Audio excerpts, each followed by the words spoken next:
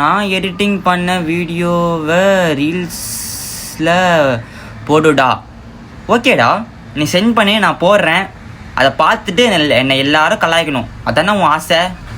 உன் ஆசை தான் அதானே? சரிடா, அதான் உன் ஆசைனா நீ சென்ட் பண்ணி நான் ரீல்ஸில் போடுறேன். வேறு என்ன பண்ணுறது? நீ ஆசைப்பட்ட, நீ மச்சான் ஆகிட்டியே, சென்ட் பண்ணு. தாதா அசிங்கமாக போட்டு வச்சுருப்பேன், எடிட்டிங் பண்ணி வச்சுருப்பேன், ஆடுற மாதிரி குதிக்கிற மாதிரி புடவை கட்டுற மாதிரி. பரவாயில்ல, அமுச்சுட்டு நான் போட்டுக்கிறேன். யாரை நம்புறேன்னு தெரியல தாசனா. ப்ரோ, நீங்கள் கண்டென்ட் கரெக்ஷன் எப்படி சூஸ் பண்ணுறீங்க? கரெக்டாக பச்சது கரெக்டானே தெரில எனக்கு.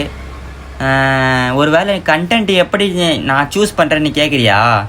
ஏன்டா, என் வீடியோவில் கண்டென்ட்டே இருக்காது. முழுக்க நான் மட்டும்தான் இருப்பேன். கண்டென்ட்லாம் என் வீடியோவில் ஒன்றுமே இருக்கா. நானே ஏனோ தானோன்னு ஏதோ போட்டுன்னு போயின்னுக்கிறேன். அது அப்படியே ரீச் ஆகிடுச்சு. அப்படி தான் நான் 10K அடித்தேன். தெரில, நான் அப்படியே இஷ்டத்துக்கு எனக்கு பிடிச்சதை போடுறேன். அது அப்படியே ட்ரெண்ட் ஆகிடுது. இதுக்கு மேலே நான் சொல்கிறதுக்கு இல்லை, ஒன்றுமே இல்லை. உனக்கு சொட்டடா மச்சான். சொட்டையா? எனக்கு சொட்டையா? சொட்டலாம் இல்லை, அது சொட்டலாம் இல்லை. எனக்கு ஹேர் டென்சிட்டி கம்மியா, அதனால் அங்கங்கே கேப்பு தெரியும். அதனால சொட்டை எனக்கு இன்னும் 2-3 மாதத்துல அப்படியே சொட்டையே உழுந்து அப்படியே வழுக்க தலையெல்லாம் ஆயிட மாட்டேன்.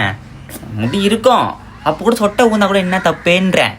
அதை அப்படியே ஸ்டைலாக மாற்றி கண்டென்ட்டாக மாற்றி அப்படியே ஒரு வீடியோ போடுவேன் நான்.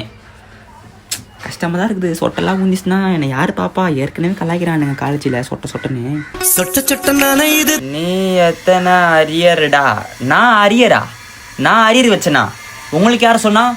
நான்லாம் ஆல் கிளியர், நல்லாக மதிப்பெண் எடுத்திருக்கிறேன். நான் சூப்பராக படிப்பேன். அரியர்லாம் ஒன்று கூட இல்லை. வீடியோவில் சொல்ல அசிங்கமாகுது, அதனால சொல்ல. பரமா படிடா, ஒழுங்கா படிடா. நீ படிச்சு பெரிய ஆளாகணும்டா, பெரிய உத்தியோகத்துக்கு போகணும்டா.